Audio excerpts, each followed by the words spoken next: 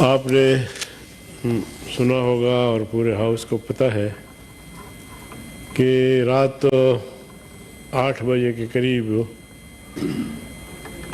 قائد جمعیت مولانا فضل الرحمان صاحب کے قافلے پر حملہ ہوا۔ شکر ہے کہ مولانا صاحب وہ قافلے میں موجود نہیں تھے، گھر پہ تھے، لیکن گاڑیاں ان کی تھی، لوگ ان کے تھے اور ان پر حملہ ہوا۔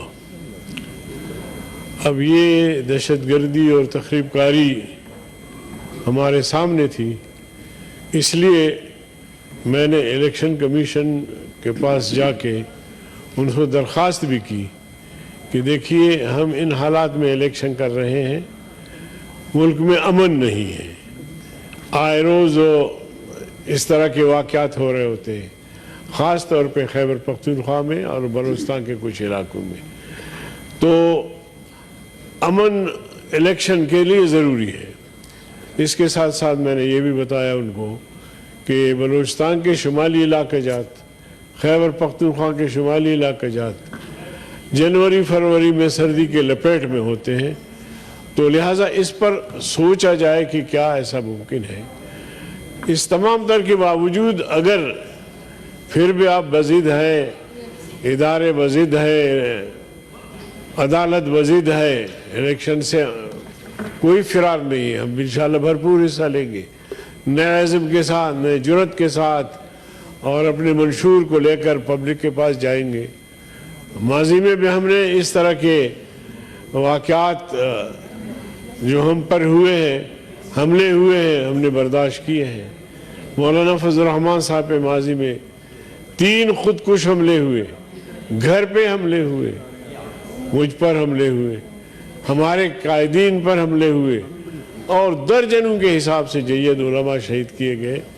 ہم نے اف تک نہیں کہا، بات ریکارڈ پہ لایا، لیکن ٹھیک ہے، ہم اپنے نظریے اور عقیدے پر قائم ہیں اور کوئی طاقت ہمیں اس سے ہٹا نہیں سکتی جب تک ہم زندہ ہیں۔ تو اس حوالے سے پھر چاہیے یہ تھا کہ جب وہ حکومت بتاتی ہے کہ مولانا صاحب آپ کو تھریٹ ہے، پچھلے ایام میں وزیر داخلہ خود میرے پاس آیا کہ مولانا فضل الرحمان صاحب کا جلسہ ہے کوئٹہ میں، آپ اس کو ملتوی کریں۔ میں نے کہا اب 2 دن بچ گئے تو ہم کیسے ملتوی کر سکتے ہیں؟ ہم نہیں کر سکتے، یہ ریاست کی ذمہ داری ہے، یہ آپ کی ذمہ داری ہے کہ آپ ہمیں سیکورٹی فراہم کریں، فل پروف سیکورٹی فراہم کریں۔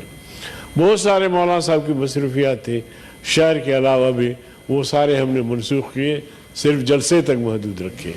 تو جناب چیئرمین، یہ صورتحال جمعیت علماء اسلام کے ساتھ چل رہی ہے، اور حکومت کو چاہیے تھا کہ جب آپ دہشت گردی یا جو تھریٹ آتے ہیں یا جو لوگ آپ کو بتاتے ہیں، آپ ان کا حلیہ بھی بتاتے ہیں، شکل بھی بتاتے ہیں، لباس بھی بتاتے ہیں، وضاحت بھی بتاتے ہیں، قد بھی بتاتے ہیں، ایسے لوگوں کو پھر کٹہرے میں کیوں نہیں لاتے، گرفتار کیوں نہیں کرتے؟ یا تو پھر ہاتھ کھڑے کر دیں کہ جی بس ملک دہشت گردوں کے حوالے ہے، ہم شو پیس ہے، ہمارے ہاتھ میں کچھ بھی نہیں ہے۔ تو اس کا نوٹس لینا چاہیے، میں آپ سے درخواست کرتا ہوں۔ باقی تو سارے ماشاءاللہ بڑے عقل مند اور دانش مند ہیں، ہمیں نصیحتیں کرتے ہیں کہ اپنی حفاظت کرو، کیسے کریں آپ؟ مجھے خود انہوں نے بتایا کہ آپ کو بھی تھریٹ ہے۔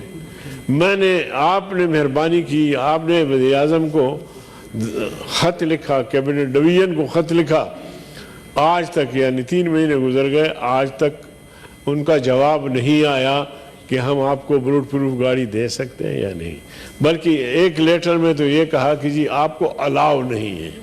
اب میری جان کو خطرہ ہے اور مجھے الاؤ نہیں ہے تو میں کہاں جاؤں؟ کہتے جی ہم آپ کو وہ دے دیں گے، اجازت نامہ دے دیں گے، آپ بلٹ پروف گاڑی خریدیں۔ اب جناب چیئرمین، آپ تو میرے بھائی ہیں، ساتھی ہیں، اب یہ 8-10 کروڑ بلٹ پروف گاڑی میں کیسے خرید سکتا ہوں؟ اس کا مطلب یہ ہے کہ میں بس دہشت گردوں کے حوالے ہوں، حکومت نے جواب دے دیا کہ آپ کے پاس کچھ نہیں ہے۔ تو یہ حملہ انتہائی شرمناک اور افسوسناک ہے، اس کا نوٹس لینا چاہیے۔ دوسری گزارش اس ضمن میں آپ کی خدمت میں کہ بالاچ بلوچ ٹھیک ہے، ان کی رائے سے کوئی اختلاف کر سکتا ہے، ان کی پالیسیوں سے کوئی اختلاف کر سکتا ہے، دھرنے میں بیٹھے لوگ ان کی باتوں سے، ان کی پالیسیوں سے اختلاف کر سکتا ہے، لیکن جناب چیئرمین ان کے مطالبات تو بڑے معصومانہ ہیں۔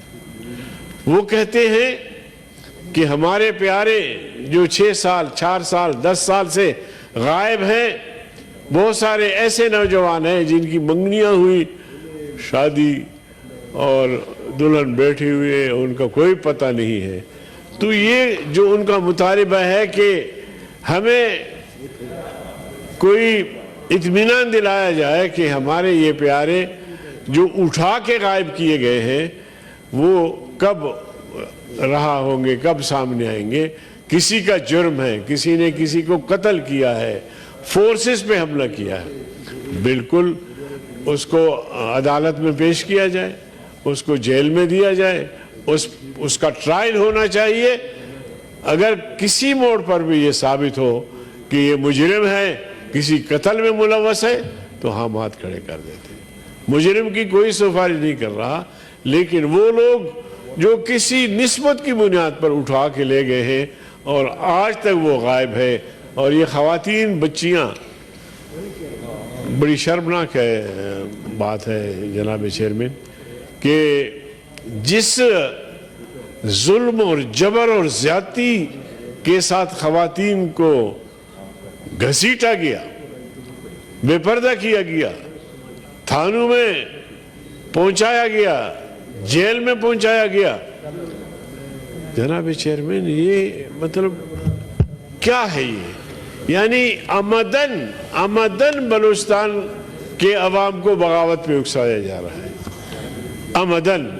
ظاہر ہے کہ ان خواتین کا بھی کسی قوم سے تعلق ہوگا، کسی صوبے سے تعلق ہوگا، اور یہ سارا ماجرا جو انہوں نے دیکھا، ان کے سامنے آیا، رد عمل بھی آیا بلوچستان میں، تو ہم کہتے ہیں کہ ہمارے حکمران اور ضلع انتظامیہ اسلام آباد اس کے خلاف سخت کارروائی ہونی چاہیے کہ انہوں نے ایسے اقدامات کس کے کہنے پر اٹھایا، جبکہ میں سمجھتا ہوں کہ ان کے مطالبات انتہائی آئین کے دائرے میں، نہ انہوں نے کوئی آئین توڑا، نہ انہوں نے کوئی سڑک بند کی، بالکل ایک آئینی جو اختیار تھا ان کا، اس اختیار کے روشنی میں وہ کام کر رہے تھے، جلسہ کر رہے تھے، مظاہرہ کر رہے تھے، مارچ کر رہے تھے۔ ان کو اس طرح رد عمل پہ اکسانا، بھڑکانا، یہ کہاں کی دانش مندی ہے جناب چیئرمین؟